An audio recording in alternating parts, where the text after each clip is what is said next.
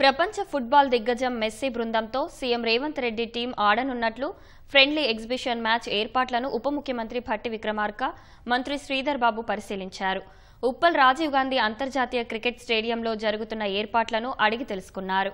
మ్యాచ్ను చూసేందుకు భారీగా అభిమానులు తరలివస్తారని భట్టి విక్రమార్క తెలిపారు. మ్యాచ్ జరిగే సమయానికంటే ముందుగానే స్టేడియం చేరుకోవాలని ప్రేక్షకులకు సూచించారు.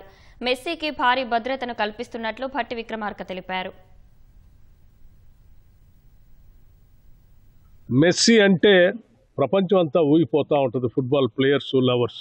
ఈ ఫ్రెండ్లీ మ్యాచ్ తెలంగాణ రైజింగ్లో భాగంగా జరిగేటువంటి ఉత్సవాల్లో భాగంగా ఈరోజు లియోనెల్ మెస్సీ గారు కూడా తెలంగాణ రైజింగ్ చాలా బాగుంది, దాంట్లో నేను కూడా పాల్పంచుకోవాలన్నటువంటి ఆలోచనతో వారు ఇక్కడ పెద్ద ఎత్తున వస్తూ ఉన్నారు ఫ్రెండ్లీ మ్యాచ్ ఆడటానికి.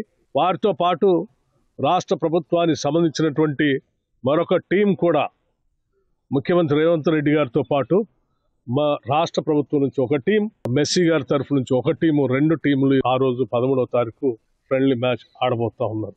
పెద్ద ఎత్తున మ్యాచ్ విజయవంతం అవుతుంది. In fact, it's not only about a friendly match over here.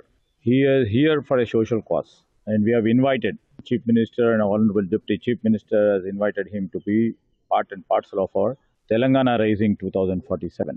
And I hope it will go well. And this is only to create a sportive spirit, a sportive environment, and also see that Hyderabad grows in the point of time as a sports capital for the future India.